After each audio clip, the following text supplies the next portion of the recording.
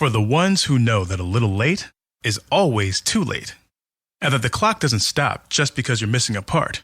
Grainger offers supplies and solutions for every industry, and our Keep Stock inventory management solutions help ensure you have the right stuff in the right place at exactly the right time.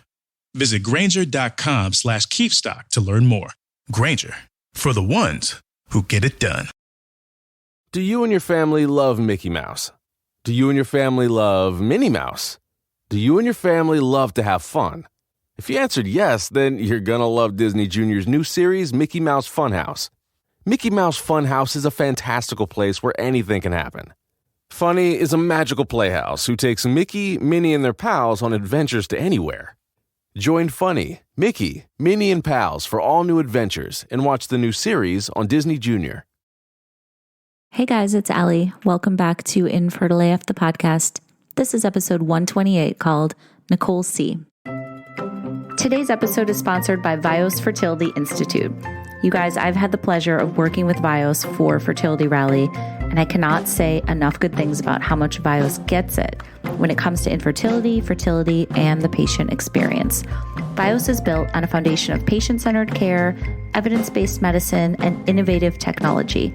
They have clinic locations throughout the country and patients from around the globe. And as a patient, you'll notice a difference from your very first phone call to the team celebration of your positive pregnancy test and everything in between. Vios physicians are board certified and fellowship trained reproductive endocrinologists and infertility specialists. Many of them have also experienced fertility treatment or a struggle to build their own family firsthand. The Vios Fertility Institute team works to create an individualized plan best suited for a patient's emotional, physical, and financial needs. I got to know Vios first through their social media handle, and I'm super impressed by their commitment to the fertility community overall. Through Instagram, Facebook, their blog, and other social media, they offer great resources and credible fertility education. Check them out in all the social places at Vios Fertility, and check out the blog on their website, viosfertility.com. To learn more about Vios, to take advantage of that education and fertility information, or to schedule your first appointment, visit viosfertility.com. That's VIOSFERTILITY.com. Thanks, Vios. Today's episode was sponsored by 2+ Fertility, which was designed to help solve the issue of less than 1% of sperm reaching the egg when you're trying to conceive at home. Comfortable and easy to use, each device, which is as seamless as using a tampon, can be used up to 4 times a month. It's soft and comfortable, drug-free, and made of 100% medical-grade silicone. 2+ believes that every drop counts and encourages users to insert 2+ sperm guide before sex in an effort to stop sperm from flowing back out of the vagina post-sex. 2+ wants to bring as much sperm to the right place in the vaginal tract and create an experience that can be tried from the comfort of your own home or hotel room. Learn more about this product, which can be discreetly shipped to your doorstep, by visiting 2plusfertility.com. It's available in the US, the UK, and Singapore. Don't forget to use our special discount code IAF30 for a 30% discount across all products. Thanks, 2+. Okay, guys, talk about a complete badass. I cannot wait for you to hear this story with my guest today, who's named Nicole. I met her because she emailed me and wanted to share her story, and what a story it is. She's going to talk about dealing with cancer, not once, but twice, and going through infertility at the same time. So I don't want to give away too many details. I want her to tell it in her own words, but I will say that it all started when she went to a chiropractor who found a bump under her jawline, and her life took a total turn and twist right there. So she's also going to talk about being Christian and how that played into her fertility journey, finding out she was pregnant on Valentine's Day in 2020, and what happened when she was diagnosed with a second cancer called CML. So I want to thank Nicole for her honesty and just this incredible story. She's such an inspiration. I really hope you guys enjoy this story. And without further ado, this is Nicole's infertility journey.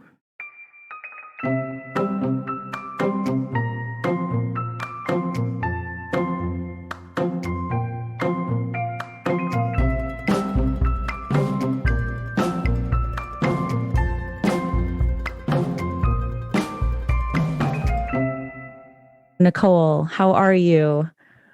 I am good. Good. It's so good to talk to you. I'm going to give a little backstory because you sent me an email and that's how we met. So let's start there. Did you grow up as a Christian, and how did that affect your, the kind of person that you were and are growing up? Yeah, I've always had a very strong faith. Okay. So I know you also told me that when you were 18, you started having like really long cycles. So did you feel like at that point something might be going on? Yeah, I've actually, since even before I started having longer cycles, I always thought that I would have trouble having kids because my mom actually, it took her and my dad about 10 years to have me and my brother. Oh, wow. Yeah. So they were 38 when they had my brother and 40 when they had me. So they're a little bit older. So I just always was just like, genetically, I'm just going to have problems. Mm-hmm. Was your mom or dad ever diagnosed with anything, or what was going on with them? No. And they ended up getting pregnant with both of us naturally. They tried different fertility treatments and none of them ended up working. And they just got pregnant with both of us naturally. It was pretty crazy. But yeah, so when I was 18, I started noticing longer cycles. And because I always had dreamed of being a mom. Like when I was younger, like that was it. Like being a mom, being a wife, that's what I wanted. And so I tried to be proactive, and I'm medically, for most things, I'm not usually very proactive. So I went and we got some blood tests done. I told my mom, she took me some blood tests, and we found out that I had slightly higher than normal testosterone levels, but that was it. And we never explored it more. We just kind of was like, okay, that's it. And we just moved on. And I'm not sure why we did that, why we didn't look at it more. But that's all we found out when I was 18. And we just kind of let it go until I was married and ready to start having kids. Okay. So was that shades of PCOS or like early signs of PCOS, do you think? Because I know you were diagnosed with PCOS later. Yeah, I think that's what it was, but we're not 100% sure still. So, yeah. Okay. So then tell me how you met your husband. We actually met online. So I went to Pennsylvania for college, I grew up in New York, and I went to a Christian college out there or out here. I'm still living in Pennsylvania. And while I was there, I try to meet guys the regular way in college, and wasn't having much luck. So, because at Christian colleges, people tend to pair up pretty early on. Okay. So when I was a senior, a couple of my friends were trying dating apps. I think it was kind of towards the beginning of when dating apps were like really prevalent. So I tried OkCupid, and I met him on that. Okay. Wait, there's a Christian one too, Christian Mingle. There is. Did you go on that at all? I looked into it, but the only like good version of it at the time you had to pay for. Okay. And I was a college student and didn't want to do that. What if if you get the free site, they're like, you can choose from these scrubs, but if you want like the quality guys, you have to pay. It was weird. It was like you could only answer so many questions about yourself, and like the interface wasn't as good. I just didn't like it. But I really liked OkCupid because you got to answer all these questions. And so like me and my friends on like a Friday night, we would just sit around answering questions about ourselves. Right. That's fun. Yeah, it was fun. And so we met on that, and very quickly, a lot of guys on those websites will like want to talk for like a month or two and then meet up. And he was not like that. So I was 21 and he was 25. So he was a little bit older than me, or is a little bit older than me. And he wanted to meet real quick. He was like, let's go get coffee. Let's do this. So we did in November 2014. We went and we got coffee at a local diner, and kids was a topic of conversation. And I was very happily surprised that he was taking things so seriously. He immediately was like, "Do you want kids?" I was like, yes. And he was like, okay, because he did not want to date anyone who didn't want kids, because that was also very important to him. So I like that. Just cut to the chase, right? Exactly. So it's like, do you want some sugar in your coffee? And do you want kids? Yeah, exactly. And so that kind of like drew me to him, that he wanted to be so serious so quickly, and that he wanted kids, and he knew what he wanted. So we started dating November 2014. We got engaged December 2015, and we were married October 2016. Okay. So you guys are not messing around. It's like, No. Let's do this. Exactly. Okay. So then I know you started to try, you said on your 1 year anniversary. So what happened then? Yeah. So we decided that we wanted to just be married, just be happy, and like not concerned about it for a year. And he actually wanted to wait longer. And then I told him, I'm like, we might have trouble getting pregnant. So we might want to start trying earlier than you think we should, because it might take longer. So we started trying October 2017-ish. And then we didn't get pregnant after a month or two. And so I was like, you know what? I'm not even going to mess around with like, let's try for a year and then go see a fertility specialist, like they always say. I was like, you know what? I'm just going to do it. I'm going to go. I'm going to see them. If they tell me that I'm too early to come start seeing them, then that's fine. But at least I'll have tried. Sure. And they told me when I went in, they said that the waiting a year to come in to talk to us is really only if you don't think there's anything, like there's nothing obviously wrong. But if you know that you are going to have problems, like you're having longer periods, and you have had tests done and some things have gone wrong before, then that's when you want to come in. Like, so they told me that I wasn't out of line to come in after a month or two of trying. Okay. So they did more blood tests and all those kinds of things, and they diagnosed me with PCOS. They gave me metformin to start taking, and my cycles were still pretty irregular. After a couple of months of taking just the metformin, they also started giving me progesterone to take at the end of my cycle to kind of try to trick my body into thinking it was ovulating. And then in January 2018, so early winter, I started getting my period for the first time without progesterone. Okay. And we got very excited. We were like, we're making progress. This is great. Yeah. Were you feeling frustrated at all, though, that like you still weren't getting pregnant at that point? And like, how was it affecting your relationship? I don't remember being frustrated. I actually remember just being like, we're making progress. Like, this is awesome. And we weren't at that point. We were just like enjoying the process. I think at that point we weren't frustrated with each other yet. We were just kind of like, this is where we're at, and that's fine, because we had quote unquote budgeted that time for having trouble getting pregnant. You know what I mean? Gotcha. So around the time that I started getting my period naturally, I went to the chiropractor. And my dad is actually a chiropractor. So I had been feeling guilty about not going to a chiropractor in my area, because he still lives in New York. So I decided like, oh, I should probably go. I'm having some back pain, whatever. And while I was there, the chiropractor was just like doing his normal manipulation kinds of things. And he went to my neck, and he was feeling around my neck, and he found right underneath my jawline, like just like a little bump kind of thing. Yeah.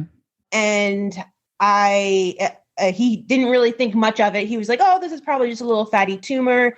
You could probably just go get it checked out. And I thought it is relatively close to my thyroid. Not very close, but relatively close to my thyroid, in the same general area. Like, maybe this could have something to do with why we're having trouble getting pregnant. Maybe this could have something to do with my PCOS. Right. You know? And so I told my OB, and my OB sent me to get a CAT scan. Mm-hmm. Were you getting nervous at this point?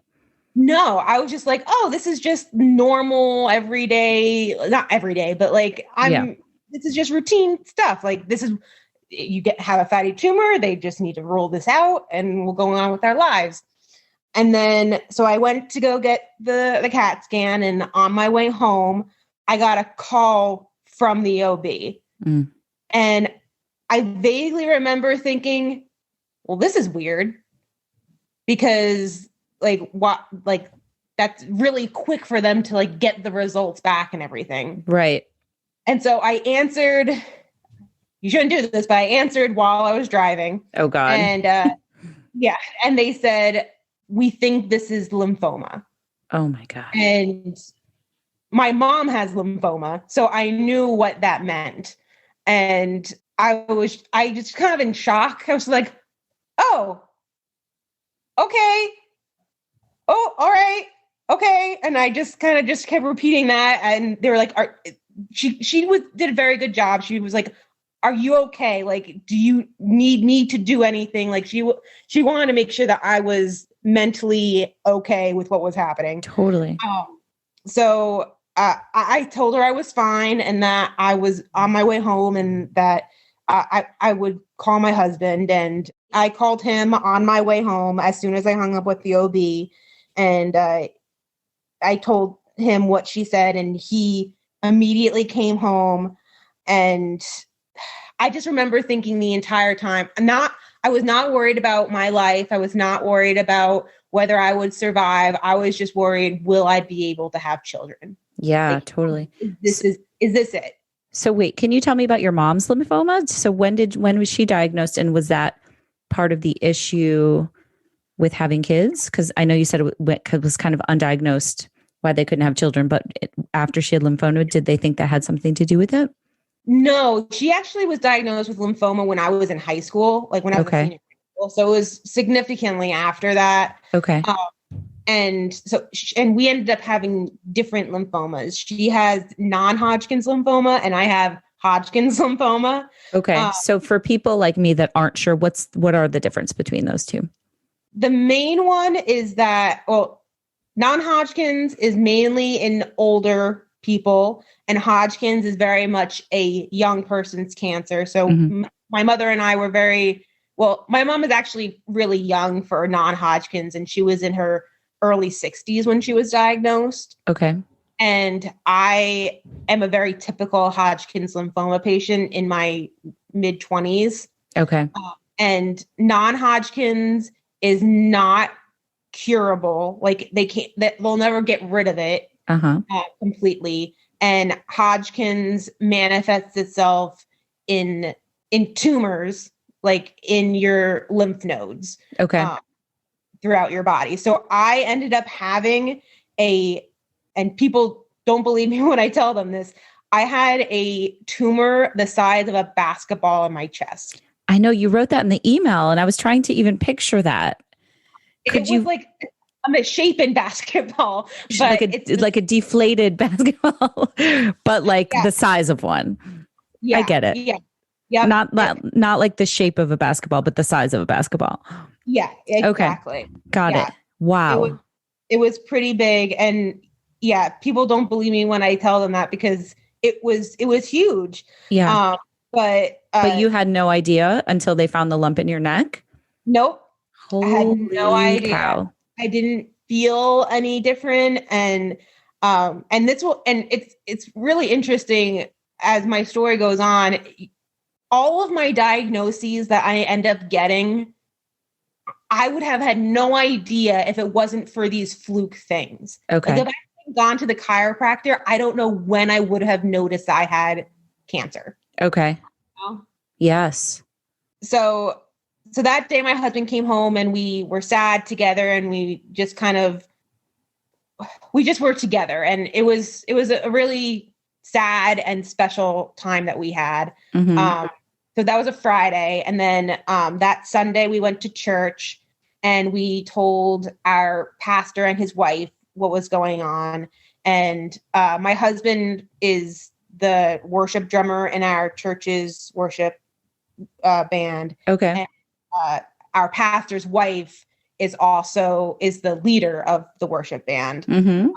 And they've been playing together since my husband was in high school. So they're very close. And our pastor actually also he actually just got cleared. He has melanoma, which is in the same family as lymphoma and leukemia and that kind of stuff.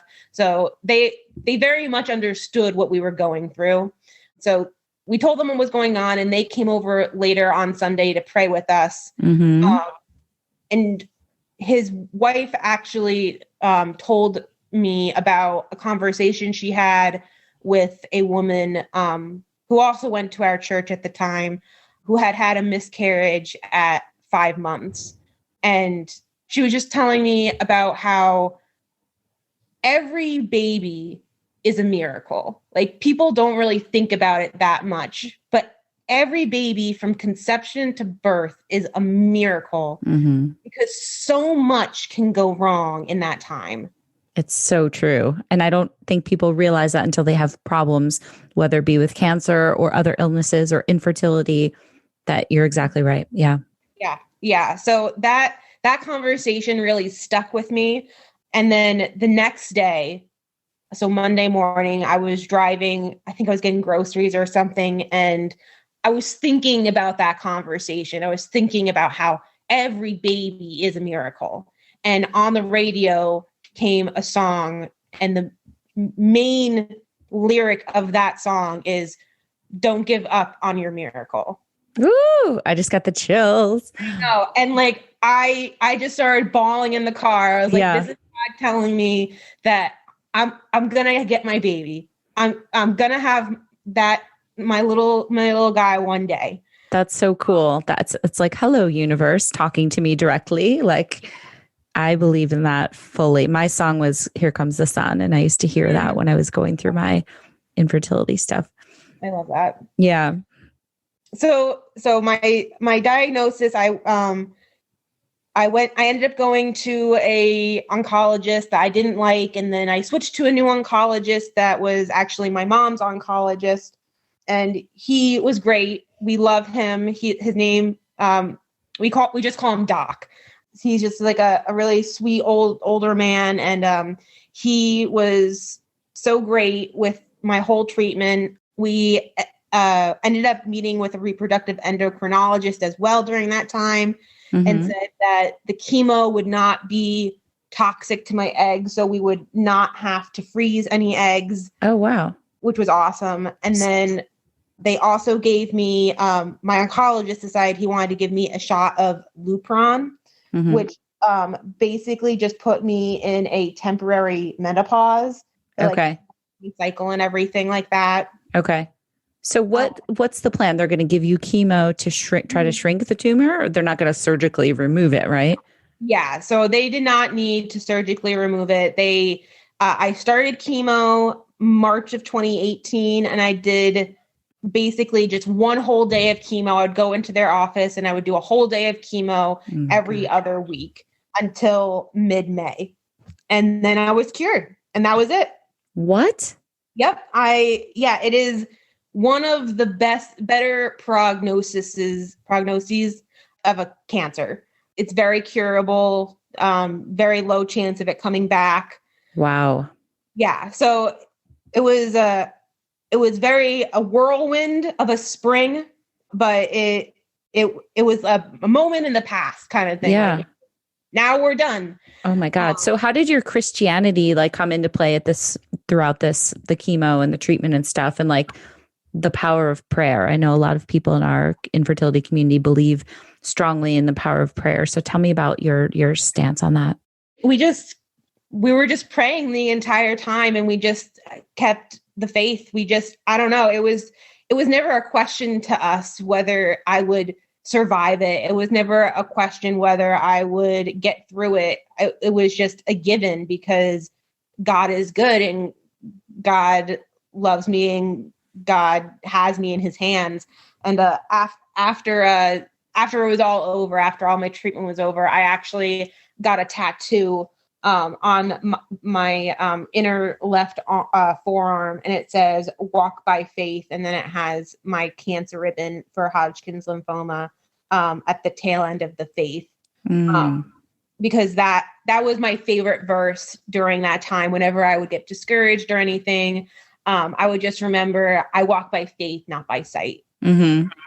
Because I didn't know where we were going, but Sure. God did. And that's what I just kept clinging to and remembering during that time. Okay.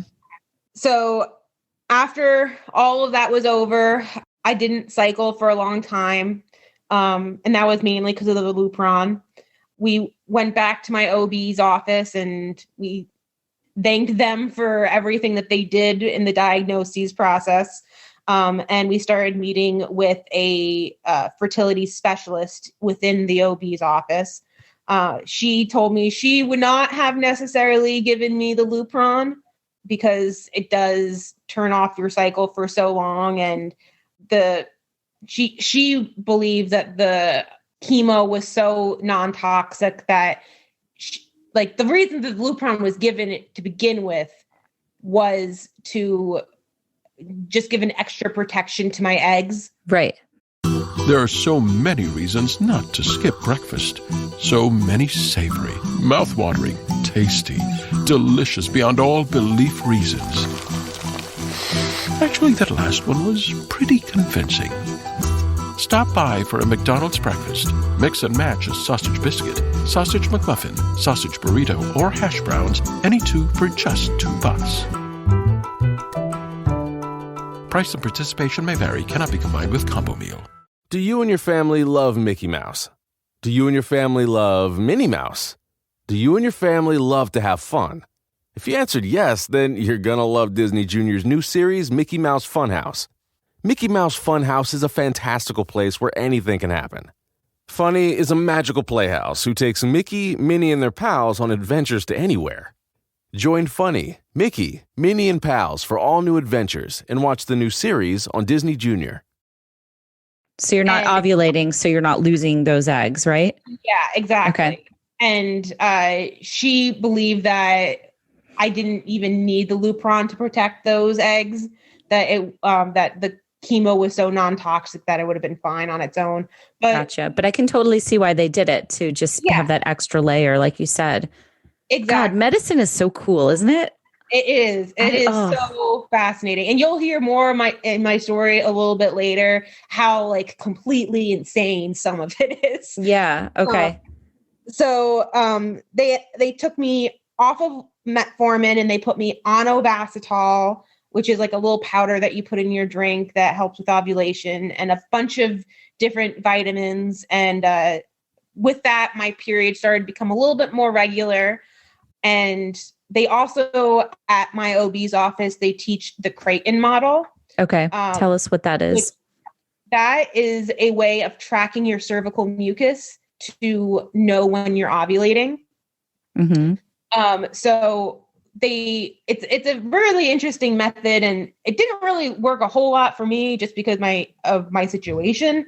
But be that what it is, they taught me it. And we started becoming a little bit more concerned this past fall when I still wasn't getting pregnant. So fall 2019, when I still wasn't getting pregnant, we started getting a little bit more concerned because we had been trying for longer and we were further out from the Lupron. So we got some blood tests and started to get more blood tests to measure my progesterone and estrogen levels. And within that, they found that the day that I was ovulating, I wasn't having enough progesterone during that day. And that was part of my problem. Mm-hmm. Don't really know what that means. They never really explained it. But they decided at the end of 2019 that they were going to help me ovulate and to help with those levels. They were going to give me a drug called letrozole, which is actually a breast cancer drug. Okay. So I had to take it at a certain point during my cycle, and then it would help me ovulate. And so I took that my cycle January 2020, and it worked first try. We found out on Valentine's Day 2020 that I was pregnant. Wow. Yeah, it was the most surreal thing ever. Like because we had been trying for so long, we had been trying for essentially a year and a half, 2 years-ish. That something so simple as taking this one drug would work right away. Yes. So wait, tell me about okay. Did you suspect that you were pregnant? Like, tell me about the lead up to finding out. I did not think I was pregnant at all. I was just like, well, it's been so many days since I quote unquote should have gotten my period. So I better take a pregnancy test because it was Valentine's Day. So I wanted a glass of wine with dinner. And I'm not a huge drinker, but I was like, I want a glass of wine tonight. So yeah. I'll just take a pregnancy test. And my husband works from home. So I took the test in the morning. I didn't tell him I was taking it. Okay. And then he says he heard the timer go off and he knew what that meant. Oh. And I was hoping he wouldn't, but he knew what it meant. And then he heard me go, and then we ran. He was downstairs and I was upstairs, and we ran and met in the middle of the stairs. And I had the pregnancy test in my hands and I showed him, and we were just over the moon. We were hugging, we were crying. It was, oh my God, happy Valentine's Day. I know. It was the best Valentine's Day present I could have ever thought to ask for. Right. So we were elated for a month. Okay. We went back to my oncologist for a routine checkup, and we told him in the office, and we were all excited, or in the patient waiting room, we told him. And then his wife was an employee, and she came in and she handed him a paper and said, "We ran it twice." And when she said that, I was like, that's weird. But I was like, I'm just so happy right now. We're still newly pregnant, and we're telling our oncologist, who has already done so much for us, like, I'm just happy now. Right. And then I think it was 2 days later at work, I got a call from his wife saying, "We need to see you again soon." And I told her, I was like, oh, okay, like, let's make this appointment for like 2 or 3 days from now or something like that. And then she was like, okay. And then we hung up, and it just was eating away at me. I was like, what is wrong? Mm-hmm. Like, I know that something happened because A, they're calling me, and B, what she came in and gave him a paper and said, we ran it twice. And so I called her back immediately, and I told her, I need to see you tomorrow. Like, I need to come in tomorrow. I can't wait any longer. Yeah. And she said, no, that's fine. That's great. Come in tomorrow. Uh-huh.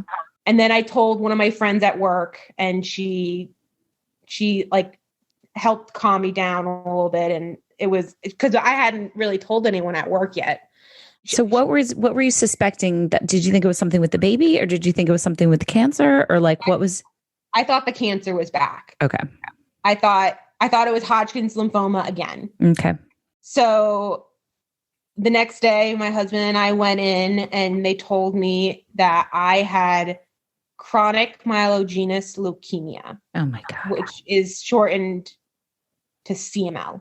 Mm-hmm. And the first thought that me and my husband had was, what does this mean for the baby? Mm-hmm. And I love my doctor because it was not even a thought in his mind to terminate. And that, like, was just like a weight off my shoulders to like know that we had him in our corner for us, that was not even an option in his mind. Right. So the way that they found out, and the numbers that they had ran twice, were my white blood count, and they were crazy high. Mm-hmm. So that's how they found out that I had the leukemia. And so my oncologist at that point said, we're just going to wait on treatment until after the baby's born. Wow. And I said, okay, if that's what you think, that's fine. And then I forget how much longer later it was. I think maybe a month. So probably in April, we got a call from them saying that they were actually closing their practice. Okay. Because he didn't actually end up telling us, but we're just suspecting that he's on the older side, and insurance is so crazy right now, trying to deal with all that kind of stuff. And he wasn't retiring. He was just moving to be a part of a bigger practice. So he wouldn't have to deal with all of that on his own. So we had already been referred to because of the CML aspect of my pregnancy. We were already referred by my OB's office to Penn State Hershey, which is a pretty big hospital in our area, to be my new OB office. Like that's where I was going to start going. And so we said, well, if we're going there for OB, we might as well go there for my oncology stuff, because they actually have a cancer center there. Like, it's very well known, very prestigious. So in early May, we had our first appointment there, and we met our doctor, and he's a lot younger than our old doctor. I don't think he could be older than 40. And he's been great. And he said he ran more tests than my old oncologist did. And he said, you have a very rare variant of this cancer. And it is a lot worse than what your oncologist originally thought. We need to start now. Oh my God. So you're what, 3 months pregnant? About. So we think I was ended up being pregnant, getting pregnant end of January. Okay. So, and now this is May. So January. Yeah. So 4 months. Oh my gosh. So that's not great news. No. So people at this point knew I was pregnant. They knew I had cancer. And when I found out I had cancer, I had been advised to stop working because that was at the beginning of the pandemic. So and B, I worked with foster kids at the time. So I was going into foster kids' homes and stuff like that. So it's already like a high risk of germs and stuff working. Right. And on top of that, the pandemic, they were like, you just need to be away from everyone. Oh my God. No people for you. I can't believe how much you have been through and are still going through. Okay. So yeah, I went inpatient for my first chemo treatment mid-May, which was right before my 27th birthday. I turned 27 at the end of May. And we have been doing chemo every 3 weeks since. I go into the hospital for about 5 days. Okay. And then during that time, we also found out kind of that I had gestational hypertension, which is basically just high blood pressure while you're pregnant. But we didn't think I really had it, like, because the way you get diagnosed with gestational hypertension is you have to have high blood pressure twice after 20 weeks. And the only 2 times I had high blood pressure after 20 weeks was when I was inpatient for chemo. Yeah. And between the chemo and all the saline I was getting, that's why I had the high blood pressure. Okay. But they said we could give you this diagnosis, and that means that you come in twice a week for extra testing, or we could take it away and you wouldn't come in those extra 2 times or those 2 times. You would come in like a normal amount. And because of everything that we were going through, we were like, I'll just come in. I'll take the diagnosis and I'll come in twice a week just to make sure that we found out he was okay. So I had twice a week appointments at the OB's office. And then when I wasn't inpatient, I had to come in every other day for blood tests. Wow. So that was fun. And then also during all of that, we found, so they put something in your arm when there's a bunch of other things that they could do, but for me, they gave me something called a pick to administer my chemo. Is basically just like 2 wires sticking out of my arm, basically. It was in my right arm. And then they found it was a little too far out of my chest. So, or the vein, it was coming too much out of my heart. They did like a little x-ray and they found it was coming too much out of my heart. So they thought, oh, that's probably going to give you a clot. So we should remove it from your right arm and put it in your left arm.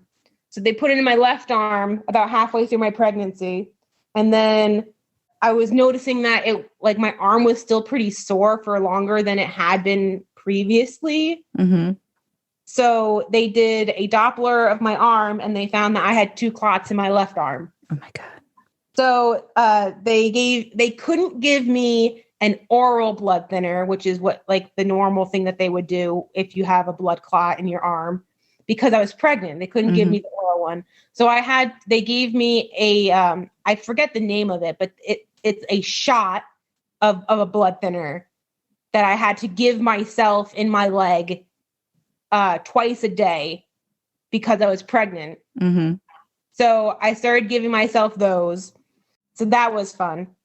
And then they decided with the gestational hypertension and also with everything else going on that I was going to deliver at 37 weeks. Like whether or not I was going into labor, they were going to induce me at 37 weeks. And then at 36 weeks, I had like a little bit before 36 weeks, I had my normal every other day blood test, and my oncologist was seeing that I had more cancer than he would like to see in my system at that point in time. And so he had 2 options. He could either give me chemo or he could have me deliver at 36 weeks. Oh my gosh. And he said that he did not want to give me chemo that close to delivery. So he was going to have me deliver at 36 weeks. So I went in on a Sunday because I had the blood thinner. So they had to put me on a different blood thinner. I didn't completely understand, but I was just doing what they told me to do. So on Sunday, I went in. On Tuesday at 11 a.m., they started to induce me. I did not want, and I was not allowed to have an epidural. And that was because of the blood thinner that I was on. They had started the induction on Tuesday morning at 11. On Wednesday at 6 a.m., I turned to my husband and I said, I feel like I need to push. But the last we had heard, I was still at 6 centimeters. And so my husband went and told the nurse, and the nurse came and she lifted one leg. My husband lifted the other leg, and she told me the technique to push. And so I pushed, and she's like, "Oh, you're ready." I was like, "Okay." Oh my God. She ran and she got a doctor, and the doctor, everyone came in at once, and like the bottom of the bed dropped off, the stirrups went up, my legs went in them, and everything was like all of a sudden ready.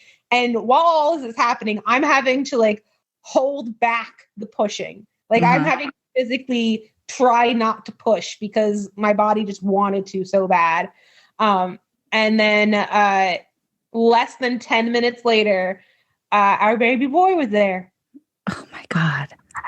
What did that feel like to be finally holding your baby boy after all that you have been through?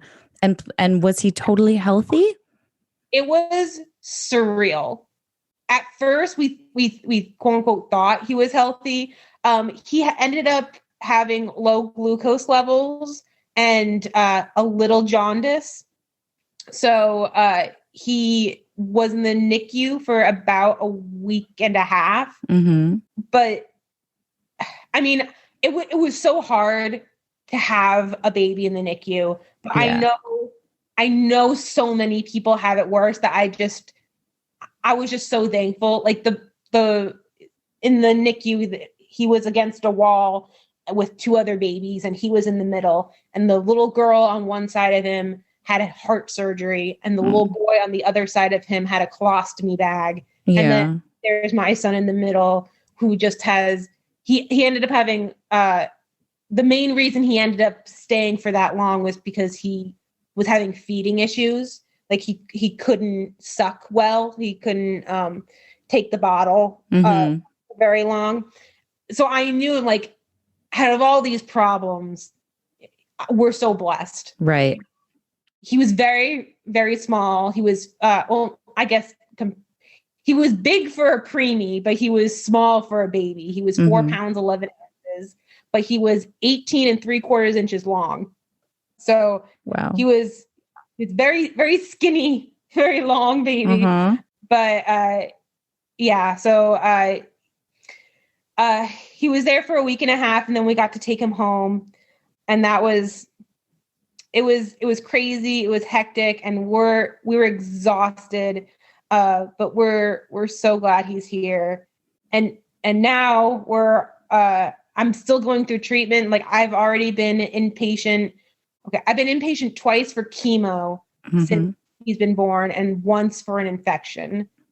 And so now we're just basically waiting, chemo wise, for my bone marrow transplant. To be done. Okay. And then I'm done with treatment. Okay. So oh my gosh, I can't believe how much you've been through. How has it been having a newborn and still going through all this treatment? It's really rough. Really rough. I mean, you must be exhausted. Yes. And it's getting better.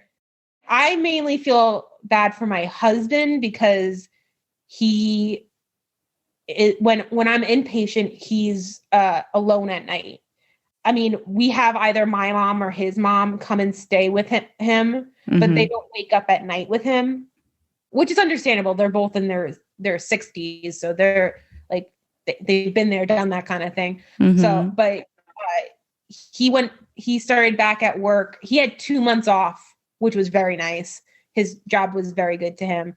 But he's back at work. And so he has to get up at certain times, and he has to be in the office and doing stuff at certain times during the day. And then he takes care of me, and he never complains. And I'm just so blessed to have such an amazing husband. It's crazy. I never thought I would be so blessed to have him. Well, you are pretty damn amazing too. And this is incredible. So do you have any, just to kind of wrap up, well, I guess I should ask, and not to be presumptuous, but do you want to have more kids? Yes. And that's the other thing. We have until my bone marrow transplant to harvest eggs. Okay. Yeah. So we are in the process. I'm actually going to be messaging the fertility specialist today at Hershey about what the next steps are about retrieving my eggs, because the bone marrow transplant is going to essentially kill all of the rest of my eggs. Oh my gosh. Okay. So you're not out of the woods yet with all that. No. And she wants to freeze embryos. And she said, we probably will only get like 3. And I'm personally okay with that, because my husband and I believe that life begins at conception. So having 10 embryos just lying around would be difficult for us. But she's also not sure it will even work at all. So that's hard too.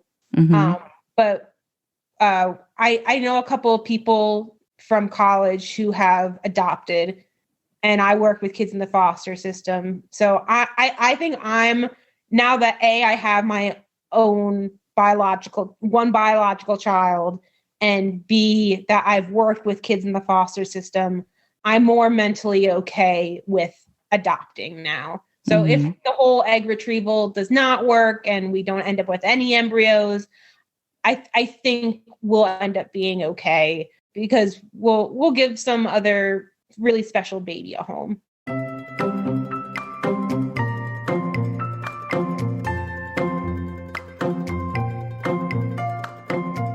All right, everybody. Thank you so much for listening. I still can't get over how much Nicole has been through, and I'm so happy for her that she has got her healthy baby. And I did want to give you guys an update since I last talked to her. So here's what happened. So before her bone marrow transplant, she did go do an egg retrieval, but Nicole says, and this is a quote, only one egg had matured, and because of the price of it all and the lack of guarantee that we could get a baby from IVF, we decided not to go through with it. To prepare for my bone marrow transplant, they gave me 4 doses of full body radiation, which I was told essentially killed the rest of my eggs. This essentially means I'm completely infertile, and if we want to have another baby, we're going to need to adopt. So Nicole told me that she and her husband are now looking into adoption, and their baby boy is doing just fine. So I'm going to post a picture on my Instagram so you guys can see him. I also wanted to remind you, as always, to check out Fertility Rally. If you guys are looking for extra support, we're on Instagram at Fertility Rally. We are online at fertilityrally.com. So many different support groups, 2 Facebook groups, so many incredible people going through a myriad of different things at different phases, but everybody is there to cheer each other on, lift each other up. So if you need some support, definitely check us out. And if you have any questions, feel free to reach out to me. Nobody needs to go through this alone, guys. So definitely find your people. All right. Talk to you next time. Thanks.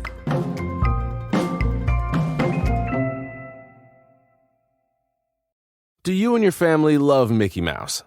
Do you and your family love Minnie Mouse? Do you and your family love to have fun?